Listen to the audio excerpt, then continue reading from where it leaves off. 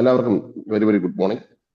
നമ്മളിന്ന് സോഷ്യൽ മീഡിയയുടെ ഉപയോഗം ബിസിനസ്സിന് എങ്ങനെ ഉപയോഗപ്പെടുത്താം എന്നതിനെ കുറിച്ചാണ് നോക്കുന്നത്. നമ്മൾ കഴിഞ്ഞ ക്ലാസ്സിന് നമ്മൾ ചില കാര്യങ്ങൾ നോക്കിയിരുന്നു. പ്രധാനമായിട്ടും രണ്ട് കാര്യങ്ങൾ. ഒന്നെന്ന് പറയുന്നത് നമ്മൾ കസ്റ്റമറെ രണ്ട് തരത്തിൽ നമുക്ക് നേടാം. ഒന്ന് ഹണ്ടിങ്, മറ്റൊന്ന് ഫാമിംഗ്. ഹണ്ടിങ് എന്ന് പറയുന്ന കസ്റ്റമർ അടുത്തേക്ക് ഒറ്റയ്ക്ക് പോയി കസ്റ്റമർ നമ്മൾ അറ്റൻഷൻ കൊടുക്കുന്ന അല്ലെങ്കിൽ മാർക്കറ്റിംഗ് ചെയ്യുന്ന രീതിയാണ്. മറ്റൊന്നാണ് ഫാമിംഗ്. ഫാമിംഗ് എന്ന് പറഞ്ഞാൽ ഒരു കൂട്ടം ആൾക്കാർ നമ്മളിലേക്ക് ആകർഷിപ്പിച്ച് കൊണ്ടുവരുന്ന രീതി. ഈ രണ്ടും ഏറ്റവും എല്ലാ ബിസിനസ്സിലും ഉള്ള ഒരു ഭാഗമാണ്. പ്രത്യേകിച്ച് ഒരു ബിസിനസ് ആരംഭിക്കുന്ന സമയത്ത് ഹണ്ടിങ്, പക്ഷെ പിന്നെ പോകുന്ന സമയത്ത് ഫാമിംഗ് നിർബന്ധമായിട്ടും ചെയ്തിരിക്കണം. ഇതിന്റെ കോംബോയാണ് ഏതൊരു ബിസിനസ്സിനും നല്ലത്. ഹണ്ടിങ് ഫാമിംഗ് ഒരുമിച്ച് ചെയ്യലാണ് ഏറ്റവും മികച്ച ബിസിനസ് രീതി. ഇത് രണ്ടിനും ഗുണമുണ്ട് ദോഷവുമുണ്ട്.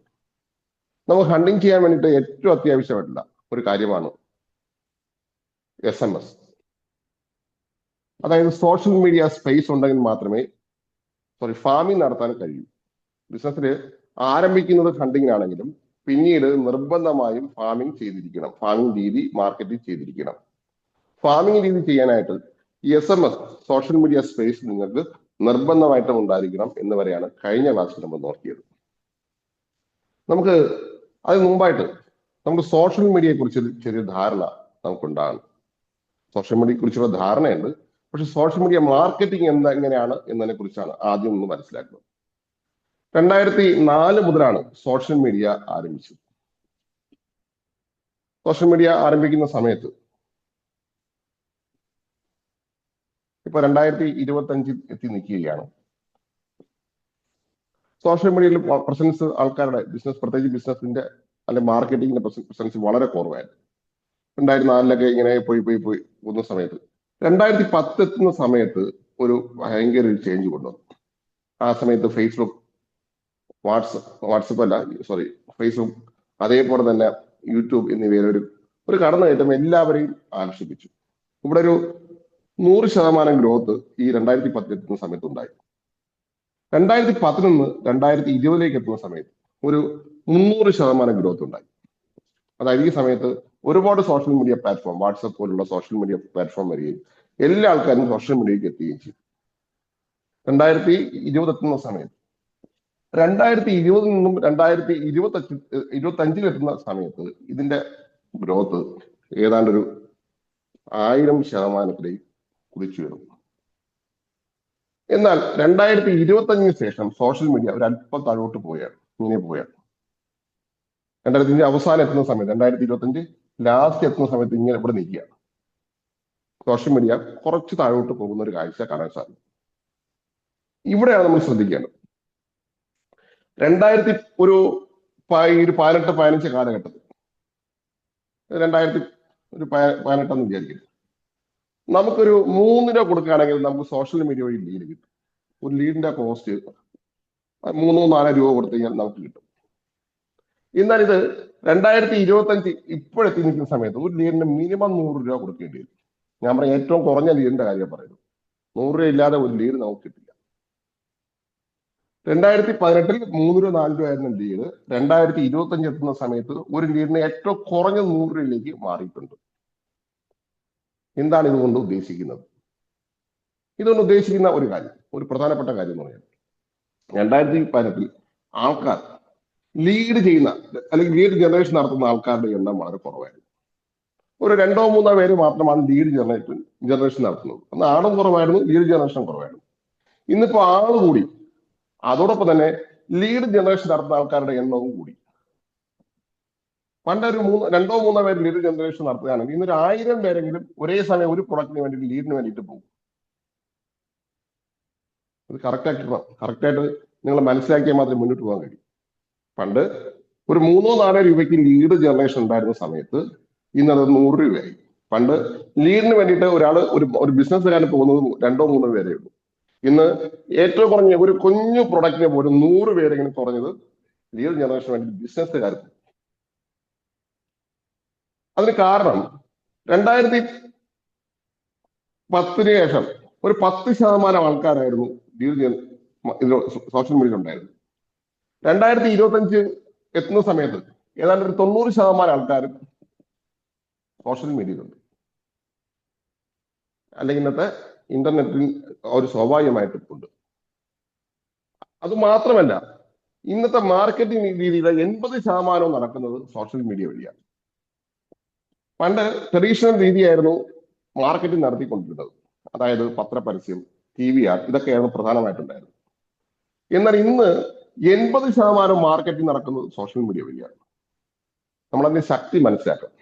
അത് കൂടി പോയി. ചിലപ്പോൾ നാളെ ഇവിടെ എത്തുന്ന 2026 90% എത്തിയേക്കാം. കാരണം പത്രങ്ങൾ ഇന്ന് ആർക്കും താല്പര്യമില്ല. പത്രങ്ങൾ വായിക്കുന്ന ആൾക്കാരുടെ എണ്ണം വളരെ കുറഞ്ഞുകൊണ്ടിരിക്കുകയാണ്. TV കാണുന്നവരുടെ എണ്ണം വളരെ കുറഞ്ഞു. TV അടക്കം വളരെ നഷ്ടത്തിലാണ്. ഈ അടുത്ത കാലത്ത് ശ്രീകണ്ഠൻ നായരുടെ ഇന്റർവ്യൂ ഉണ്ട്. ഇതെങ്ങനെ നടത്തിക്കൊണ്ടുപോകുന്ന അറിയില്ല എന്നാണ് പറയുന്നത്. സിനിമ, അതോടൊപ്പം തന്നെ പ്രിന്റ് മീഡിയ, മറ്റ് ദൃശ്യമാധ്യമങ്ങളൊക്കെ ഔട്ടായിക്കൊണ്ടിരിക്കുകയാണ്. സോഷ്യൽ മീഡിയ മാത്രമാണ് വളരെ കൂടിക്കൊണ്ടിരിക്കുന്നത്. എല്ലാവരും രാവിലെ എണീക്കുമ്പോൾ തന്നെ സോഷ്യൽ മീഡിയ ആയിട്ടാണ് പോകുന്നത്. പണ്ട് TV ഓണാക്കും, പത്രം വായിക്കും രാവിലെ എഴുന്നേറ്റ്. ഇന്ന് അങ്ങനെയല്ല. TV പത്രമൊക്കെ മാറ്റി വെച്ചിട്ട് സോഷ്യൽ മീഡിയ, മൊബൈൽ എടുത്തുകൊണ്ടാണ് എല്ലാവരും ഒരു ജീവിതം ആരംഭിക്കുന്നത്. ഉറങ്ങുന്നതിന് തൊട്ട് മുമ്പ് നമ്മൾ മൊബൈൽ നോക്കിയിട്ടാണ് ഉറങ്ങാൻ കിടക്കുന്നത്.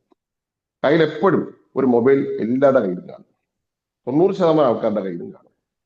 പൈസ ആൾക്കാർ പോലും ഇപ്പോൾ സോഷ്യൽ മീഡിയയിലാണ് സജീവമായിട്ടുള്ളത്. അപ്പൊ അങ്ങനെ ഒരു കാലഘട്ടത്തിലാണ് നമ്മളിപ്പോൾ ജീവിക്കുന്നത്. അതുകൊണ്ട് തന്നെ സോഷ്യൽ മീഡിയ പ്രസൻസ് ഇല്ലാത്ത, നമുക്ക് സോഷ്യൽ മീഡിയ സ്പേസ് ഇല്ലെങ്കിൽ നമുക്ക് ഇനി മുന്നോട്ട് പോകാൻ സാധിക്കില്ല. എന്ന് മാത്രമല്ല, വെറും സോഷ്യൽ മീഡിയ പ്രസൻസ് ഉണ്ടായാൽ മാത്രം പോരാ, സ്പേസ് ഉണ്ടാകണം. നമുക്ക് നമ്മുടേതായിട്ടുള്ള ഇടം സോഷ്യൽ മീഡിയയിൽ ഉണ്ടാകണം. ഇല്ലാത്ത ഒരൊറ്റ ബിസിനസ്സുകാരനും ചെയ്യാൻ കഴിയില്ല. കാരണം ഇങ്ങനെ ചെയ്യുന്ന സമയത്തൊരു വലിയ പ്രശ്നം എന്ന് പറഞ്ഞാൽ, ഇപ്പൊ ലീഡ് ആൾക്കാരുടെ എണ്ണം കൂടി വരികയാണ്. ഒരേ പ്രൊഡക്റ്റിന് വേണ്ടിയിട്ട് 1000 പേരെങ്കിലും കുറഞ്ഞത് ഇപ്പോ മിനിമം സോഷ്യൽ മീഡിയയിലേക്ക് എത്തുന്ന ഒരു അവസ്ഥയിലേക്ക് പോയിക്കൊണ്ടിരിക്കുകയാണ്. വേറൊരു കാര്യം കൂടി പറയാം. നേരത്തെ ആമസോൺ വഴി ഒരു പുസ്തകം വിൽക്കാമെന്ന് വിചാരിക്കും. നമ്മളൊരു പുസ്തകത്തിന്റെ സെല്ലറാണെന്ന് വിചാരിക്കുക. 100 രൂപയാണ് പുസ്തകത്തിന്റെ MRP. ഈ 100 രൂപ MRP ഉള്ള ആ പുസ്തകം നമ്മൾ ആമസോണിന് 60 രൂപ ആണ് നമ്മൾ പ്രൈസ്. നമുക്ക് 30 രൂപ മാർജിൻ അവർ തരും. 10 രൂപ ഡിസ്കൗണ്ട് എന്ന് അവർ കാണിക്കും. ശ്രദ്ധിച്ച് കേട്ടോളൂ.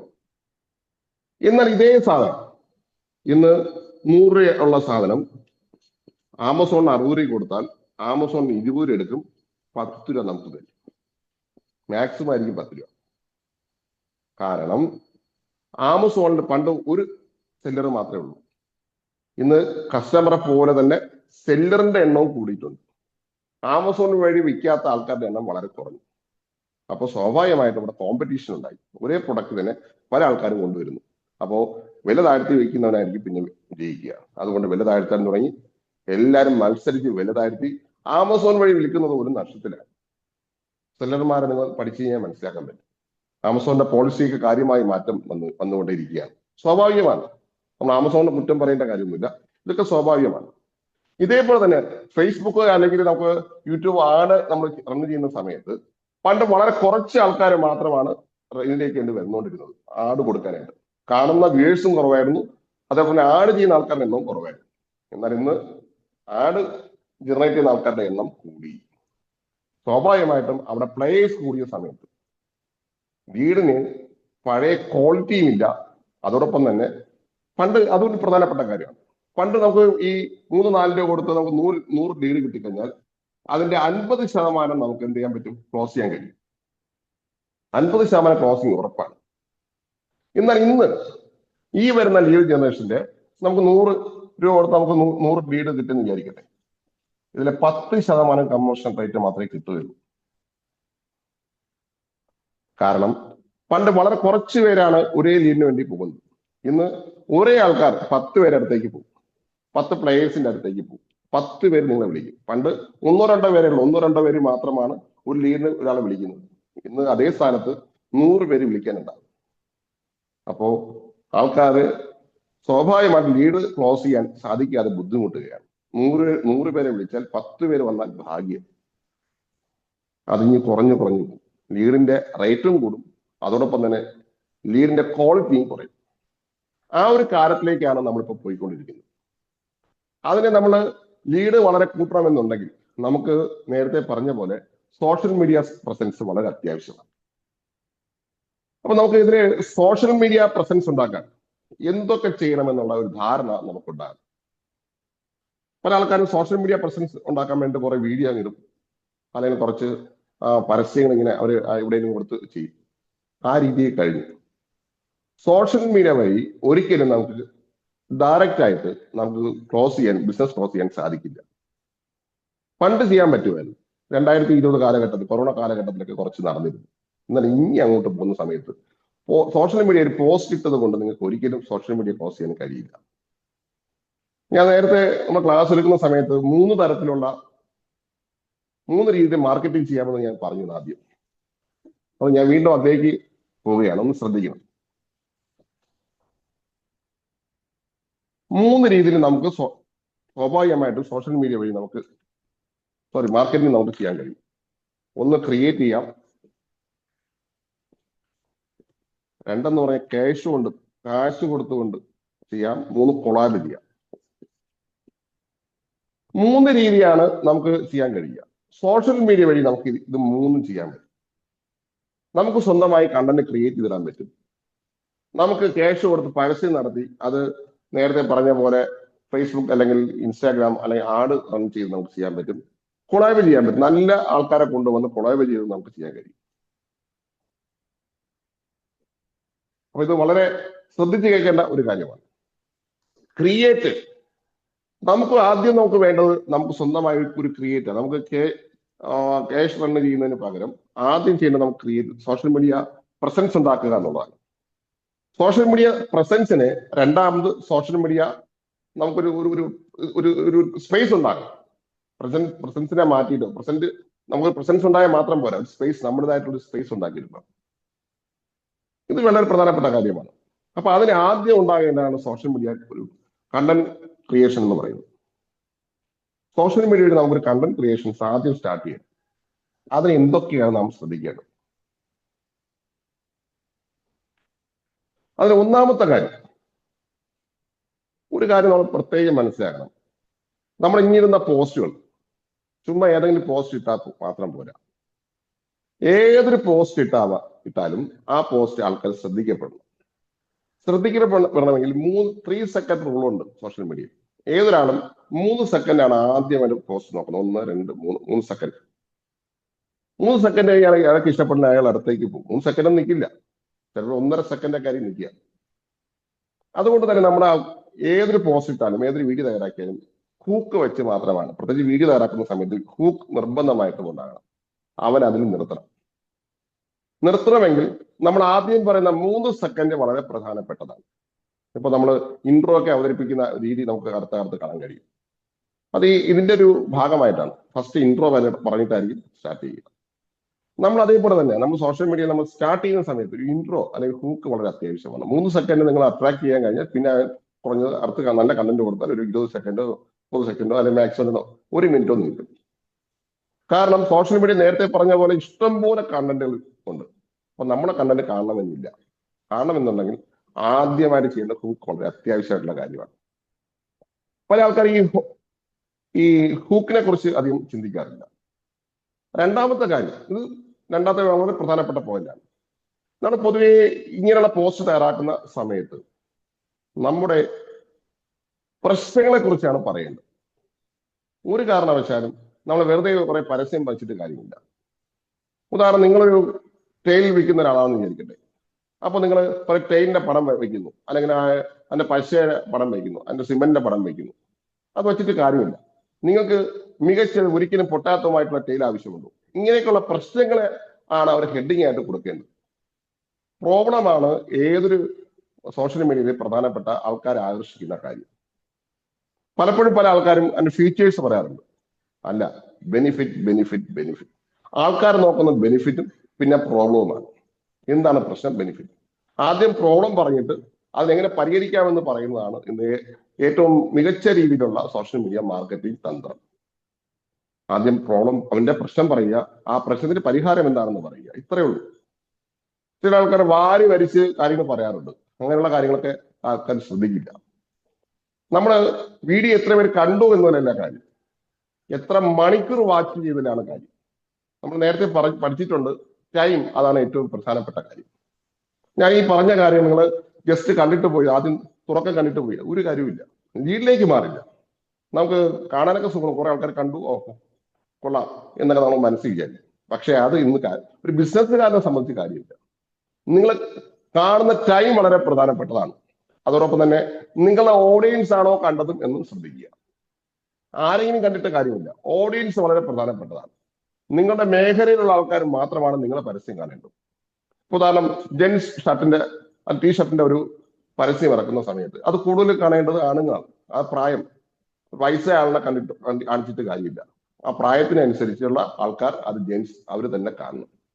ഇതേപോലെ നിങ്ങളുടെ ഓഡിയൻസ് ആരാണെന്ന് കണ്ടെത്തി അവരെ കാണിക്കുക എന്നുള്ളതാണ് അടുത്തൊരു കാര്യം. എല്ലാവരെയും വലിച്ചു വാരി കാണിക്കുന്നതിൽ കാര്യമില്ല. അടുത്തൊരു കാര്യമാണ്, ഇത് ഏറ്റവും പ്രധാനപ്പെട്ട കാര്യമാണ്, സ്റ്റോറി ടെല്ലിംഗ്. നിങ്ങളുടെ പ്രൊഡക്റ്റിനെ കുറിച്ച് കഥ പറയുവാനുള്ള കഴിവ് നിങ്ങൾക്കുണ്ടാകണം. എല്ലാ പ്രൊഡക്റ്റും, ഞാൻ ഈ നേരത്തെ പറഞ്ഞ കാര്യങ്ങളൊക്കെ മാറ്റി വെച്ചുകൊണ്ട് നിങ്ങൾക്ക് മികച്ച രീതിയിൽ നിങ്ങളുടെ പ്രൊഡക്റ്റിനെ കുറിച്ച് കഥ പറയാൻ കഴിഞ്ഞാൽ അതാണ് ഏറ്റവും മികച്ച ക്ലോസിംഗ് തന്ത്രം, ഏറ്റവും മികച്ച മാർക്കറ്റിംഗ് തന്ത്രം. അതാണ്, കഥകളിലൂടെയാണ് മിക്ക പ്രൊഡക്റ്റും നമ്മൾ വാങ്ങുന്നത്. നിങ്ങളുടെ പ്രൊഡക്റ്റിനെ കുറിച്ചൊരു കഥ, ഏറ്റവും കുറഞ്ഞൊരു 10 കഥയെങ്കിലും നിങ്ങൾക്ക് ഉണ്ടാക്കാൻ കഴിയണം. അത് കള്ളക്കഥയും ആകരുത്. സത്യസന്ധമായ 10 കഥ നിങ്ങൾ തയ്യാറാക്കി കഴിഞ്ഞാൽ നിങ്ങളുടെ പ്രൊഡക്റ്റ് വിജയിച്ചു കഴിഞ്ഞു. മാർക്കറ്റിംഗ് അപ്പോഴാണ് വിജയിക്കുന്നത്. അല്ല നിങ്ങൾ കുറെ ആട് റൺ ചെയ്തിട്ടൊരു കാര്യമില്ല. ഒരു മികച്ച കഥ പറയാൻ കഴിയുന്ന ഒരാൾക്ക് മാത്രമാണ് മികച്ച തരത്തിൽ പ്രൊഡക്റ്റ് വിൽക്കാനും കഴിയുക. അതുകൊണ്ട് തന്നെ നിങ്ങളുടെ പ്രൊഡക്റ്റിനെ കുറിച്ചുള്ള കഥകൾ, ഉദാഹരണം പറയാം. ഒരിക്കലും ഒരാള് അമ്മത്തിരി എന്ന് പറഞ്ഞ ഒരു തിരി ഉണ്ടാക്കി, വിളക്ക് തിരി. അപ്പോ ഒരു അമ്മുമ്മയാണ് അത് വെറുതെ രാവിലെ ഇരുന്ന സമയത്ത് സമയം കൊല്ലാൻ വേണ്ടി കുറെ തിരികൾ ഇങ്ങനെ ഇരിക്കുകയാണ്. അത് കണ്ട അവരുടെ ചെറുമോക്കൊരു ഐഡിയ തോന്നി. അതിനെ അവരെടുത്തുകൊണ്ട് അമ്മുമ്മ ഇങ്ങനെ തിരിതിരിക്കുന്നതിനെ കാണിച്ചുകൊണ്ട് അമ്മുമ്മയുടെ സ്നേഹത്തിന്റെ തിരി എന്ന് പറയുന്ന ആ ഒരു സ്റ്റോറി അവരുണ്ടാക്കി. അതിനെ അവർ മാർക്കറ്റ് ചെയ്തു, വൻ ഡിമാൻഡ് ഉണ്ടായി. കഥ എന്ന് പറഞ്ഞാൽ വലിച്ചു നീട്ടി ചെയ്യുന്ന കാര്യമില്ല. അമ്മുമ്മയുടെ സ്നേഹത്തിന്റെ തിരി, മറ്റേ ആ ഒരു ക്യാപ്ഷനിൽ തന്നെ ഒരു സ്നേഹം, അമ്മുമ്മ, ഒരു വളരെ വളരെ ഫീലിംഗ്, ഭക്തി, ഇതൊക്കെ ഓട്ടോമാറ്റിക്കലി വരും. കഥ എന്ന് കേൾക്കുമ്പോൾ വലിയ നീളമുള്ള സ്റ്റോറി അല്ല, ആശയം വളരെ പെട്ടെന്ന് അവന്റെ ഇമോഷണലായിട്ട് കണക്ട് ചെയ്യാൻ നമുക്ക് സാധിക്കും. പല പ്രൊഡക്റ്റും നമ്മൾ വാങ്ങാനുള്ള കാരണം ഇങ്ങനെയാണ്. നമ്മുടെ വൈകാരികപരമായിട്ടാണ് തീരുമാനങ്ങൾ പലപ്പോഴും എടുക്കാറുള്ളത്. അപ്പൊ നമ്മൾ വൈകാരികപരമായിട്ടുള്ള കഥ പറഞ്ഞാൽ അതിനെ കണക്ട്, നല്ല കഥയായിരിക്കണം, പോസിറ്റീവ് കഥയായിരിക്കണം. അങ്ങനെ ഒരു കണക്ഷൻ നമുക്ക് കൊടുക്കാൻ കഴിഞ്ഞാൽ നമുക്ക് വളരെ വേഗത്തിൽ ആ പ്രൊഡക്റ്റ് വിൽക്കാൻ സാധിക്കും. നമ്മൾ ഏത് പ്രൊഡക്റ്റും, നമ്മൾ ഇപ്പം ചെയ്യുന്ന പരസ്യങ്ങളുടെ പ്രധാനപ്പെട്ട തീമും ഇതാണ്, പെട്ടെന്ന് ആൾക്കാരുമായിട്ട് കണക്ട് ചെയ്യണം. ഈ കണക്ഷന്റെ കാര്യം പറയുന്ന സമയത്ത് പൊതുവെ നമ്മുടെ ഇന്ത്യക്കാർക്ക് ഒരു പ്രത്യേകത എന്ന് പറഞ്ഞാൽ ഈ വലിയ ആൾക്കാരെ അംഗീകരിക്കുന്ന സ്വഭാവം നമുക്കില്ല. ഒരു വളരെ മോശമായ സാഹചര്യത്തിൽ നിന്നും വിജയിച്ചു വന്ന ഒരു പ്രൊഡക്റ്റ് ആയി കഴിഞ്ഞാൽ വളരെ വേഗത്തിൽ ആ പ്രൊഡക്റ്റ് വിൽക്കാൻ സാധ്യതയുണ്ട്. അപ്പൊ നമുക്ക് ഉദാഹരണം പറയാം. പൊളിറ്റിക്സ്, ഇപ്പൊ ഇലക്ഷൻ സമയമാണല്ലോ. നമുക്ക് പിണറായി വിജയൻ അറിയാം. പിണറായി വിജയൻ മുഖ്യമന്ത്രിയായി 2 പ്രാവശ്യം തുടരാനുള്ള പ്രധാനപ്പെട്ട കാര്യം, പിണറായി വിജയന്റെ ബാക്ക്ഗ്രൗണ്ട് പണ്ട് വളരെ കഷ്ടപ്പെട്ട ഒരാളായിരുന്നു. അപ്പൊ അദ്ദേഹത്തിന്റെ ഉയർച്ച, പണ്ട് അയാൾ പാവപ്പെട്ട ആളായിരുന്നു എന്നൊരു തോന്നൽ സ്വാഭാവികമായിട്ടും ഓട്ടോമാറ്റിക്കലി എല്ലാവരിലേക്ക് വരും. ഇതേപോലെ തന്നെ നരേന്ദ്രമോദി ചായക്കാരനായിരുന്നു. ആ ഒരു ഫീലിംഗ്, ഒരു സാധാരണക്കാരനായിരുന്നു എന്നുള്ള ഫീലിംഗ് ഭൂരിഭാഗം ആൾക്കാർക്കും ഉണ്ട്. രാഷ്ട്രീയപരമായിട്ട് അവർക്ക് രണ്ടുപേർക്കും പല ആൾക്കാരും വിരുദ്ധ അഭിപ്രായങ്ങൾ ഉണ്ടാകും. പക്ഷെ അവര് സാധാരണക്കാരന്റെ ഇമോഷണലായിട്ട് ചേർന്ന് നിന്നു എന്നുള്ളതാണ്. നമ്മുടെ രാഹുൽ ഗാന്ധിക്ക് ഇല്ലാത്ത കാര്യവും അതാണ്. ഞാൻ മാർക്കറ്റിങ്ങിന്റെ കാര്യത്തെ കുറിച്ചാണ് പറയുന്നത്. കഥ പറയുമ്പോൾ നമ്മൾ അവരുമായിട്ടുള്ള വൈകാരികപരമായിട്ടുള്ള ബന്ധം സ്ഥാപിക്കാൻ വേണ്ടിയിട്ട് ഒരു സാധാരണ നിന്നും ആരംഭിച്ച് വൻ സക്സസ് ആയിട്ട് മാറുന്ന കഥ കേൾക്കാൻ എല്ലാവർക്കും ഇഷ്ടമാണ്. അല്ലാതെ ഒരു വലിയൊരു കാഴ്ചപ്പാടിൽ വലിയ സംഭവമായിട്ടൊക്കെ പറഞ്ഞാൽ ആൾക്കാർക്ക് ഇഷ്ടപ്പെടില്ല. വലിയൊരു സംഭവം ബിൽഡ് ചെയ്ത് കഴിഞ്ഞാൽ നമ്മൾ സാധാരണക്കാർക്ക് ഇഷ്ടമില്ല. ധോണി, സച്ചിൻ, ഇവരൊക്കെ സാധാരണക്കാരിൽ നിന്ന് വന്ന ആൾക്കാരാണ്. അപ്പൊ സാധാരണക്കാരായ ആൾക്കാർക്ക് ഇങ്ങനെ ആവാൻ കഴിയുമെന്നുള്ള ഒരു സ്റ്റോറി നമുക്ക് കൊണ്ടുവന്നു കഴിഞ്ഞാൽ വളരെ വേഗത്തിൽ ജയിക്കാൻ സാധിക്കും. പ്രോഡക്റ്റും ഇതേപോലെ തന്നെയാണ്. അപ്പൊ സ്റ്റോറി ടെല്ലിംഗ് വളരെ പ്രധാനമായിട്ടുള്ള കാര്യമാണ്. നമ്മുടെ സ്ഥാപനത്തിന് ഒരു കഥയുണ്ടാകണം. ഇനി അടുത്ത് കഥ പറയുമ്പോൾ വേറൊരു കാര്യം കൂടിയുണ്ട്. കസ്റ്റമറിന്റെ അഭിപ്രായം, കസ്റ്റമറിന്റെ റിവ്യൂ കഥയായിട്ട് നിങ്ങൾക്ക് ഇടാൻ കഴിയും. ചില ആൾക്കാർക്ക് മികച്ച രീതിയിൽ ഇടാറുണ്ട്. കസ്റ്റമറിന്റെ പ്രധാനപ്പെട്ട അഭിപ്രായങ്ങൾ അത് സ്റ്റോറി ആയിട്ട് ചെയ്ത് ഇടാൻ കഴിഞ്ഞാൽ നിങ്ങൾക്ക് ഒരു ട്രസ്റ്റ് ബിൽഡ് ചെയ്യാൻ സാധിക്കും. കസ്റ്റമർ ഇങ്ങനെ അത് അവർക്ക് പരിചിതമുള്ള ഈ കൊളാബിൽ വരുന്ന ഒരു കാര്യമാണ്.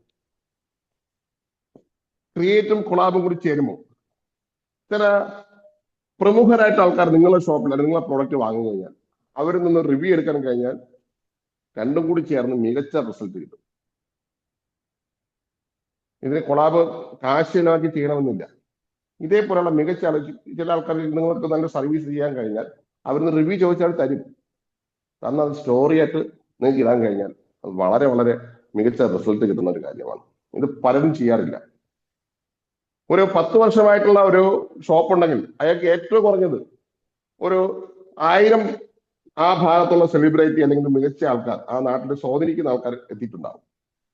ഈ 1000 ആൾക്കാരിൽ നിന്ന് റിവ്യൂ ചോദിച്ചാൽ 100 പേരെയും കിട്ടും. ആ 100 പേരുടെ റിവ്യൂ നിങ്ങളുടെ ബിസിനസിനെ മാർക്കറ്റിംഗിന് ഭയങ്കര അധികം സഹായിക്കും. നിങ്ങൾക്കൊരു ട്രസ്റ്റ് ബിൽഡ് ചെയ്യാൻ വളരെയധികം സഹായിക്കുന്ന ഒരു കാര്യമാണ് ഇത്. നിങ്ങൾ എത്ര പേര് ഇത് ചെയ്യുന്നുണ്ട് എന്ന് ചോദിച്ചാൽ പട്ടപ്പൂജ്യം. ചെയ്യുന്നവർ വിജയിക്കും. അപ്പൊ ഇനി അടുത്തൊരു പ്രധാനപ്പെട്ട ഒരു കാര്യമാണ്, നമ്മളിപ്പോ വിഷ്വൽസ് വളരെ പ്രാധാന്യം വന്നു തുടങ്ങി. പണ്ട് നമുക്ക് ഓർമ്മയുണ്ട്, ഈ ഫ്ലെക്സ് പ്രിന്റിങ് സ്റ്റാർട്ട് ചെയ്യുന്ന സമയത്ത് എല്ലാ ഫ്ലെക്സിലും ആൾക്കാർ നോക്കുമായിരുന്നു. ഫ്ലെക്സ് ഒരു വലിയ ആകർഷണമായിട്ട് മാറി. എന്നാൽ ഇപ്പൊ ഇലക്ഷൻ നടക്കുന്ന സമയത്ത് ഇവിടെ നോക്കിയാലും ഫ്ലെക്സ് ആണ്. ആൾക്കാർ അങ്ങനെ ഫ്ലെക്സ് ഒന്നും അധികം നോക്കില്ല. ചിലപ്പോൾ അവിടെയുള്ള പ്രാദേശികമായിട്ട് ആൾക്കാർ മാത്രം നോക്കും. വണ്ടി പോകുന്ന ആൾക്കാർ ഇത്രയും ഫ്ലെക്സ് ഒന്നും ആൾക്കാരെ നോക്കാൻ വയ്യ. കാരണം വിഷ്വൽ ഒരേ സാധനം കണ്ട് റിപ്പീറ്റ് ആയി കണ്ട് ഒരു ബോറായി മാറിയിട്ടുണ്ട്. നിങ്ങളുടെ സ്ഥലത്തുള്ള പരിചിതനായിട്ടുള്ള ആൾക്കാരെ മാത്രമേ നോക്കൂ. ഇല്ലാത്ത ആൾക്കാർ ജസ്റ്റ് ഇങ്ങനെ നോക്കിയിട്ട് പോകും. നിങ്ങളെ സ്ട്രൈക്ക് ചെയ്യില്ല. കാരണം ഒരേ പ്രോഡക്റ്റ് നമ്മൾ വിഷ്വൽസ് ഇപ്പൊ അതേ സമയത്ത് ഇപ്പോ കുറച്ചുകൂടി പഴയ എഴുത്ത് കുറച്ചുകൂടി വിഷ്വൽസ് കുറച്ചുകൂടി നന്നാക്കാൻ കഴിയും. ആ തരത്തിൽ നന്നായിട്ട് അട്രാക്ട് വരയ്ക്ക് പുതിയ പുതിയ തീം കൊണ്ടുവരാൻ കഴിഞ്ഞാൽ വരപ്പ് കുറച്ചുകൂടി നന്നാവുന്നുണ്ട്. അപ്പൊ ഫ്ലെക്സ് മാറി ഇപ്പൊ എഴുതുന്നതിലേക്ക് വീണ്ടും പഴയ ഒരു രീതിയിലേക്ക് വന്നുകൊണ്ടിരിക്കുകയാണ്. കാരണം വിഷ്വൽസ് മാറാൻ ആൾക്കാർക്ക് താല്പര്യം വളരെ കൂടുതലാണ്. പൂർണ്ണമായിട്ട് അതിലേക്ക് പോകുന്നില്ല. പകരം പുതിയ ടെക്നോളജി വന്നതിനെയൊക്കെ മറിക്കും. അത് വേറെ സംശയമൊന്നും വേണ്ട. അതുകൊണ്ട് പഴയ എഴുത്താനും ശരി എന്നല്ല ഞാൻ പറഞ്ഞതിന്റെ അർത്ഥം. ചിലപ്പോൾ അതിലേക്ക് പോകാൻ ഇപ്പൊ ഇങ്ങനെ കുറച്ച് സാധ്യതയുണ്ട്. അതിനൊരു സ്പേസ് ഇപ്പോഴും ഉണ്ട് എന്ന് ഞാൻ പറഞ്ഞു വെക്കുന്നു മാത്രം. അപ്പം നമ്മൾ ചെയ്യുന്ന വിഷ്വൽസ് പക്കയായിരിക്കും. ഒരുപാട് കളർഫുൾ, ഒരുപാട് അക്ഷരങ്ങളൊക്കെ എഴുതി വരിച്ചു വാരി കൂട്ടുകയല്ല നമ്മളൊരു മാർക്കറ്റിംഗ് രീതി. ചില ആൾക്കാർക്ക് വെറുതെ കുറെ കണ്ടന്റ് ഉണ്ട്. ഇത് വായിക്കാനൊന്നും നമുക്ക് സമയമില്ല.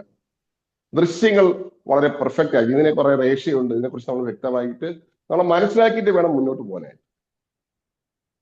ഇനി അടുത്തൊരു കാര്യമാണ്, നമ്മൾ പല ആൾക്കാരും സോഷ്യൽ മീഡിയയിൽ വന്ന ആദ്യം 10 ദിവസം ഭയങ്കര പോസ്റ്റൊക്കെ ഇടും, പിന്നെ ചെയ്യില്ല. ഈ നേരത്തെ പറഞ്ഞ 4 കാര്യങ്ങൾ നിങ്ങൾ തുടർച്ചയായിട്ട് ചെയ്തുകൊണ്ടേ ഇരിക്കുക എന്നുള്ളതാണ്. ഒരു ദിവസം പോലും നിർത്താതെ തുടർച്ചയായിട്ട് ചെയ്യുക. ചെയ്യുന്ന സമയത്ത് ചില ആൾക്കാർ സ്വന്തമായിട്ടുള്ള കാര്യങ്ങൾ ചെയ്യുന്നതിന് പകരം വേറെ ആൾക്കാരുടെ പോസ്റ്റ് ഇടും. അങ്ങനെ ഇതൊന്നും തെറ്റൊന്നുമില്ല. പക്ഷെ നിങ്ങളെ ഇട്ടിട്ട് മാത്രമേ വേറെ ആൾക്കാരെ സഹായിക്കാൻ പോകേണ്ട കാര്യമുള്ളൂ. ചില ആൾക്കാർ വലിയ കോട്ടൊക്കെ ഇടും. ആര് വായിക്കാൻ? നിങ്ങൾ വായിക്കുന്നുണ്ട്.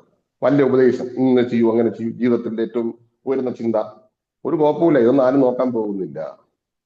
നിങ്ങൾക്ക് അതുകൊണ്ട് യാതൊരു വിധ ഗുണവുമില്ല.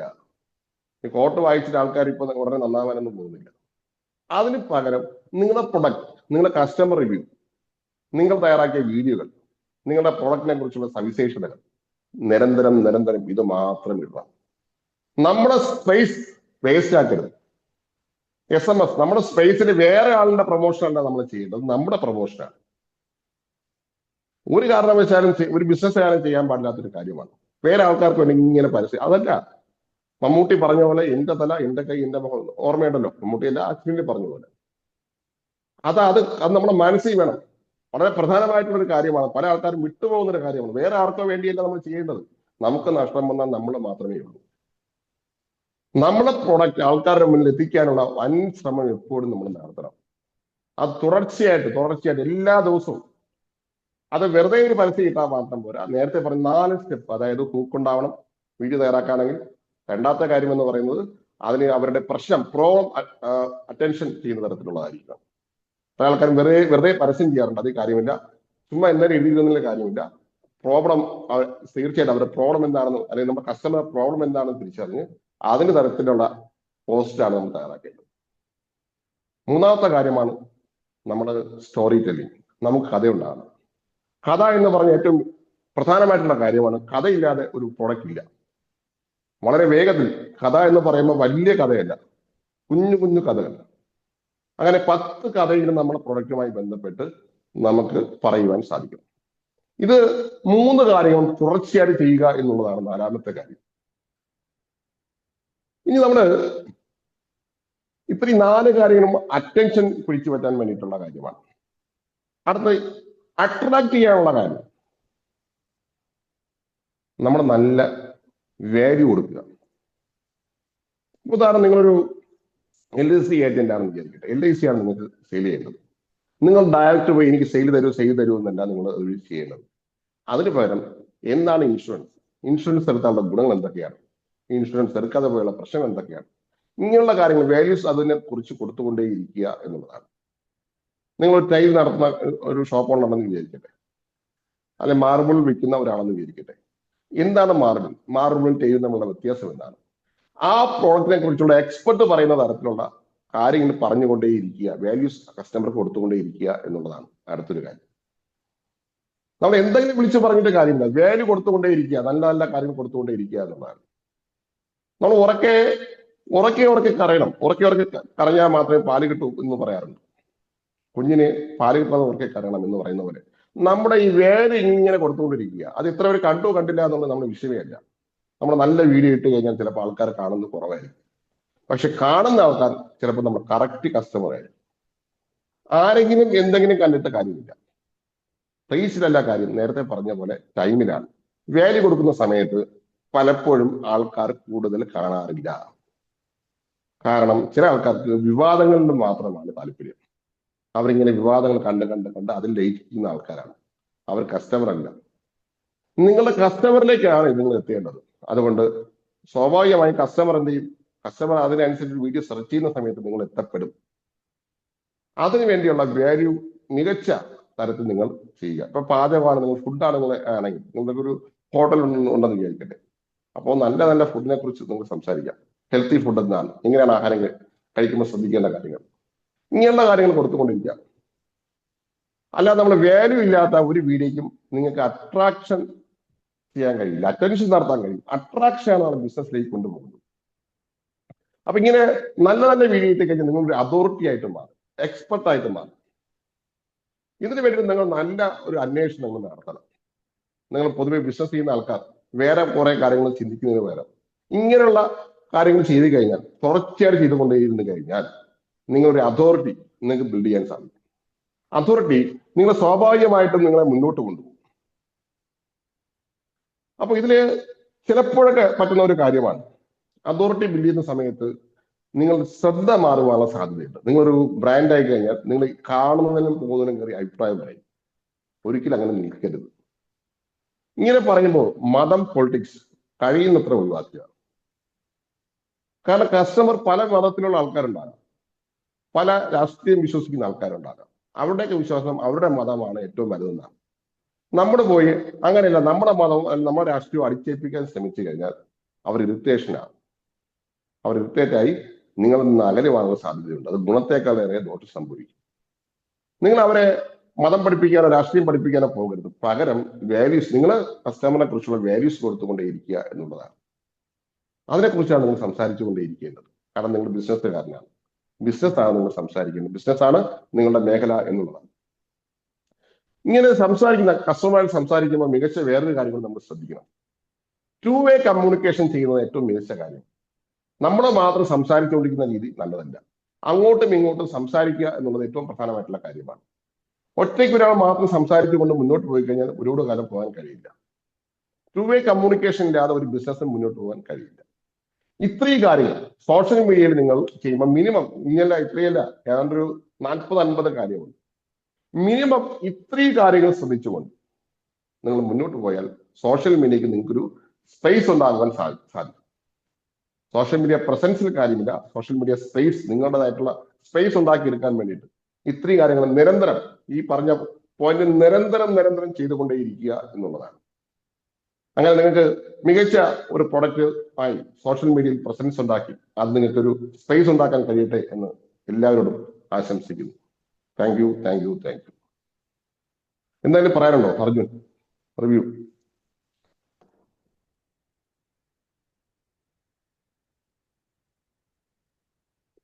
സാർ, ട്രെയിനിങ് വളരെ നന്നായിരുന്നു. എല്ലാ കാര്യങ്ങളും പ്രോപ്പറായിട്ട്, മാർക്കറ്റിംഗിന്റെ കൂടുതൽ കാര്യങ്ങൾ പ്രോപ്പറായിട്ട് എക്സ്പ്ലെയിൻ ചെയ്തു. ബേസിക് ആയിട്ടൊരു ഔട്ട്ലൈൻ നമുക്ക് കംപ്ലീറ്റ് ആയിട്ട് മനസ്സിലായി സാർ, ആണ് പറയാനുള്ളത്. Okay, thank you, thank you, thank you. നമുക്ക് നാളെ കാണാം. അതുവരെ എല്ലാവർക്കും നമസ്തേ. ഇന്ന് നല്ലൊരു ദിവസമായി മാറട്ടെ. Thank you.